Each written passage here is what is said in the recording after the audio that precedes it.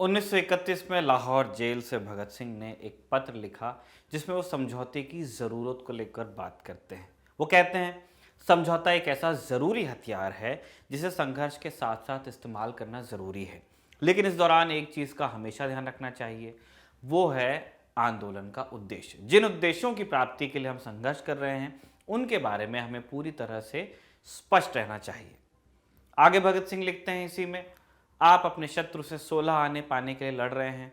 आपको एक आना मिलता है, उसे जेब में डालिए और बाकी के लिए संघर्ष जारी रखिए। नर्म दल के लोगों में जिस चीज़ की कमी को हम देखते हैं वो उनके आदर्श की है। वे करने के लिए लड़ते हैं और इसीलिए उन्हें मिल ही कुछ नहीं सकता। भगत सिंह की फांसी के बाद क्रांतिकारियों का प्रभाव ऐसा बढ़ा कि कांग्रेस को भी अपने रुख में परिवर्तन लाना पड़ा। 1933 के बाद कांग्रेस में नरम दल का असर कम हो चुका था। नेहरू और बसु जैसे नेताओं का उभार हो रहा था। इकन्नी को छोड़ कांग्रेस पूर्ण स्वराज की मांग को लेकर आगे बढ़ने लगी। लेकिन जब 1935 में ब्रिटिश सरकार ने गवर्नमेंट ऑफ इंडिया एक्ट पास किया तो कांग्रेस ने इसे एक आना समझकर स्वीकार कर लिया। समझौते के पीछे ये सोच थी कि सरकार बनाकर वो अपना प्रभाव और ज्यादा डाल पाएंगे। यही सोच मुस्लिम लीग की भी थी। गवर्नमेंट ऑफ इंडिया एक्ट के तहत 11 सूबों में मुसलमानों के लिए कुछ सीटें आरक्षित थीं। मुस्लिम लीग को लगा कि इन्हें जीतकर वो कम से कम 2 या 3 प्रोविंसेस में सरकार बनाने में सफल हो जाएगी। लेकिन पासा उल्टा पड़ा। कांग्रेस आधे से ज़्यादा सीटें जीतने में सफल रही, वहीं मुस्लिम लीग सिर्फ गिनी चुनी सीटें जीत पाई। कांग्रेस ने सिंध, पंजाब और बंगाल छोड़ 8 सूबों में अपनी सरकार बनाई, जबकि मुस्लिम लीग सिर्फ बंगाल में सरकार में शामिल हुई, वो भी छोटे पार्टनर के रूप में। मोहम्मद अली जिन्ना, जो अब तक मुस्लिम लीग को मुसलमानों का सरमाया समझ रहे थे, उन्हें भी लगने लगा कि मुस्लिम लीग के दिन पूरे हो चुके हैं। लेकिन फिर 1939 में ऐसा कुछ हुआ कि डूबते को तिनके का सहारा मिला। वैश्विक परिस्थितियां ऐसी बनी कि मुस्लिम लीग न सिर्फ जिंदा हुई बल्कि धीरे धीरे उसने मुसलमानों में अपनी पकड़ को मजबूत भी किया।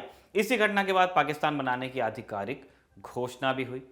ये घटना थी द्वितीय विश्व युद्ध की शुरुआत। 1939 में द्वितीय विश्व युद्ध की शुरुआत हुई और भारत को भी इसमें खींच लिया गया। अगर पूछा जाए कि द्वितीय विश्व युद्ध की शुरुआत कैसे हुई तो आम जवाब मिलता है कि हिटलर ने पोलैंड पर हमला किया और सेकेंड वर्ल्ड वॉर की शुरुआत हुई। दरअसल ये जवाब अधूरा है। पोलैंड पर हमला केवल हिटलर ने नहीं किया था, स्टालिन भी इसमें बराबर का शरीक था। युद्ध के बाद जब नाजियों को सजा देने के लिए न्यूरमबर्ग ट्रायल्स हुए तो उनमें एक खुफिया दस्तावेज सामने आया। पता चला कि युद्ध से पहले सोवियत और जर्मनी के बीच एक संधि हुई थी, मोलोटोव रिबेंट्रोप पैक्ट। इस पैक्ट में यह तो तय हुआ ही था कि दोनों देश एक दूसरे पर आक्रमण नहीं करेंगे। साथ ही खुफिया तौर पर दोनों देशों ने पोलैंड को आधा आधा बांट लिया था। इस एक तथ्य ने राजनीतिक विमर्श में एक नई थ्योरी को जन्म दिया, हॉर्सशू थ्योरी। हॉर्सशू यानी घोड़े की नाल, ऐसे यू जैसी होती है। क्या है ये थ्योरी, जानेंगे आज के एपिसोड में, और साथ ही जानेंगे कि भारत में द्वितीय विश्व युद्ध की शुरुआत से कैसे इस थ्योरी ने प्रैक्टिकल का रूप लिया।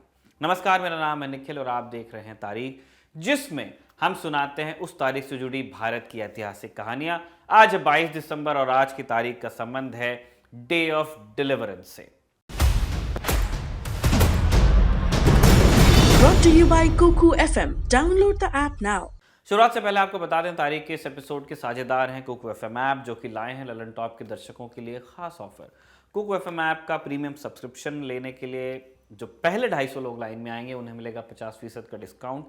इसके लिए आपको यूज करना पड़ेगा LT50 code, LT50 Lalan top 50।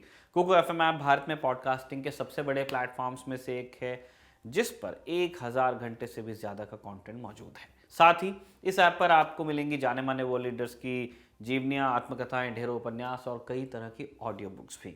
याद रखिए, LT50 कोड सिर्फ पहले 250 प्रीमियम सब्सक्रिप्शंस पर ही मिलेगा। बाकी जानकारी आपको डिस्क्रिप्शन में मिल जाएगी इसी वीडियो के। अब लौटते हैं किस्से पर, डे ऑफ डिलीवरेंस पे। गवर्नमेंट ऑफ इंडिया एक्ट के तहत 1937 में 11 सूबों में चुनाव हुए। लगभग 1500 सीटों में से आधे से ज्यादा में कांग्रेस ने जीत दर्ज की, जबकि मुस्लिम लीग के हिस्से सिर्फ 118 सीटें आई। 482 सीट मुसलमानों के लिए आरक्षित थीं।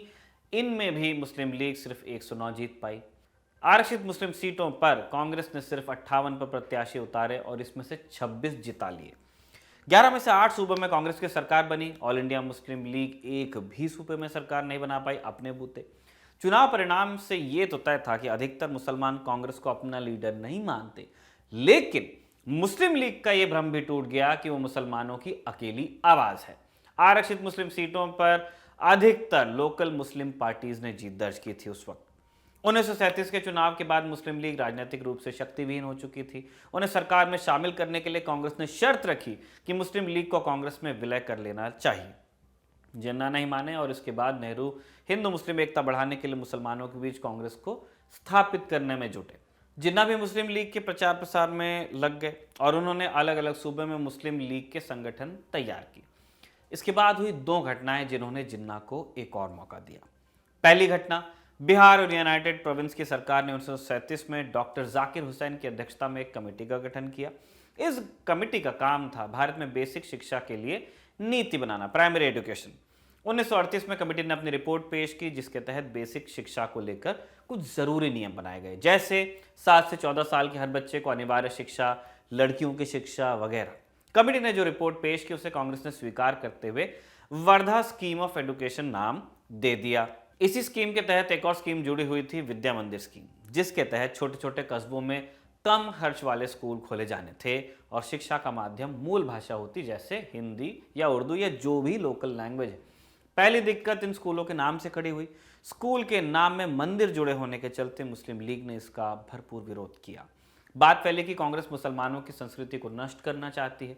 कुछ मुसलमान परिवारों ने अपने बच्चे स्कूल भेजने से ही इनकार कर दिया। इस समस्या का हल ये निकाला गया, एक कॉम्प्रोमाइज फॉर्मूला आया कि कुछ स्कूलों का नाम उर्दू विद्या मंदिर रखा जाने लगा। तब भी विरोध ज्यों का त्यों रहा। फिर एक दूसरी समस्या थी, स्कूल में वंदे मातरम गाया जाना। इसे लेकर कुछ मुस्लिम हलकों से विरोध उठा तो मुस्लिम लीग ने उसे खूब उछाल दिया। साथ ही ये भी आरोप लगाया कि स्कूल अधिकारियों की तैनाती में हिंदुओं को प्रमुखता दी जा रही है। एक खास दिक्कत थी गांधी की तस्वीर से जो स्कूल ऑफिसेस में लगाई जाती थी। इसे लेकर भी मुस्लिम लीग ने खूब विरोध किया। इन सब मामलों के चलते 1938 और 1939 के दौरान मुस्लिम लीग ने दो रिपोर्ट्स पेश की, पीरपुर रिपोर्ट और शरीफ रिपोर्ट। दोनों रिपोर्ट्स में यूनाइटेड प्रोविंस और बिहार सूबे की कांग्रेस सरकार में मुसलमानों के प्रति दुराग्रह को दर्ज किया गया था। कुछ ऐसे मामले थे जिनमें स्थानीय हिंदू संगठनों ने मुसलमानों को डराया धमकाया था।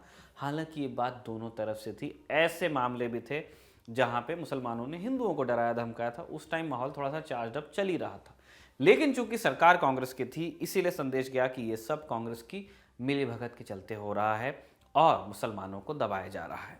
कांग्रेस ने रिपोर्ट को पूर्वाग्रह से ग्रसित बताते हुए जांच का आश्वासन दिया, लेकिन तब तक गाड़ी स्टेशन से निकल चुकी थी। इन सब घटनाओं ने मुस्लिम लीग को एक नया जीवन दान दिया। जिन्ना को कांग्रेस के खिलाफ एक खास तबके से भी समर्थन मिला, डॉक्टर आम्बेडकर से, जो कांग्रेस को उच्च जातियों की पार्टी कहा करते थे। उन्होंने भी जिन्ना का समर्थन किया और फिर आया साल 1939। पहले हिटलर और फिर स्टालिन ने पोलैंड पर आक्रमण किया और दूसरे विश्व युद्ध की शुरुआत हुई। ब्रिटेन भी युद्ध में कूदा। 3 सितंबर 1939 को वाइसरॉय लॉर्ड लिनलिथगो ने घोषणा कर दी कि भारत भी इस युद्ध में ब्रिटेन की तरफ से शामिल होगा। इस निर्णय में सूबों की सरकारों से कोई सलाह मशवरा नहीं किया गया था। वाइसरॉय के इस फैसले से कांग्रेस काफी नाराज थी। उसका कहना था कि भारत के लोगों से बिना पूछे उन्हें किसी दूसरे की लड़ाई में कैसे झोंका जा सकता है। कांग्रेस की 8 सूबाई सरकारों ने वाइसरॉय के इस फैसले के खिलाफ इस आवाज उठाई और फिर बाद में जाके इस्तीफा भी दिया। गांधी सहमत नहीं थे बहुत ज्यादा इस डिसीजन से। उनका मानना था कि इससे ब्रिटिश मिलिटराइजेशन यानी फौज में लोगों की भर्ती और मुस्लिम लीग दोनों को मजबूती मिलेगी। दूसरी तरफ वाइसरॉय, लिनलिथगो और मोहम्मद अली जिन्ना दोनों इस इस्तीफे से खुश थे। जिन्ना ने मुसलमानों से अपील की कि वो दूसरे विश्व युद्ध में ब्रिटिश सरकार का समर्थन करें। बदले में जिन्ना ने वाइसरॉय से, लिनलिथगो से मुसलमानों पर हो रहे अत्याचारों पर कार्रवाई का वादा लिया।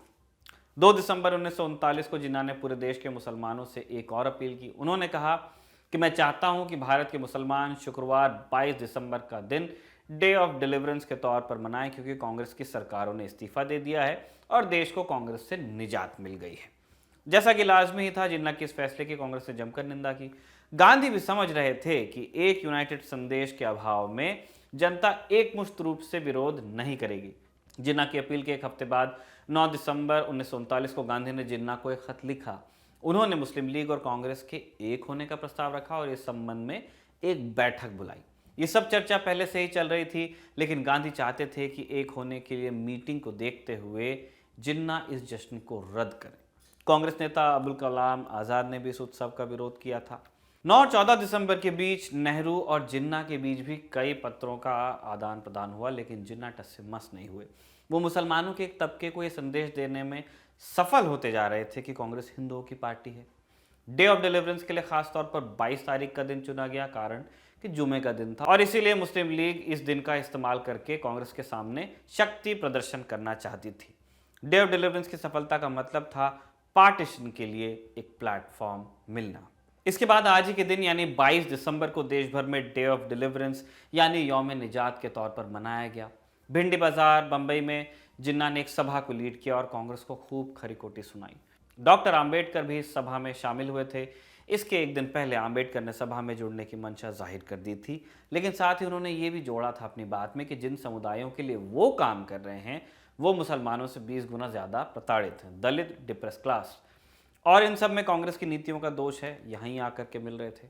यौम निजात सफल रहा, जिन्ना के हाथ वो चाबी लग गई जिससे वो पाकिस्तान का दरवाज़ा खोल सकते थे।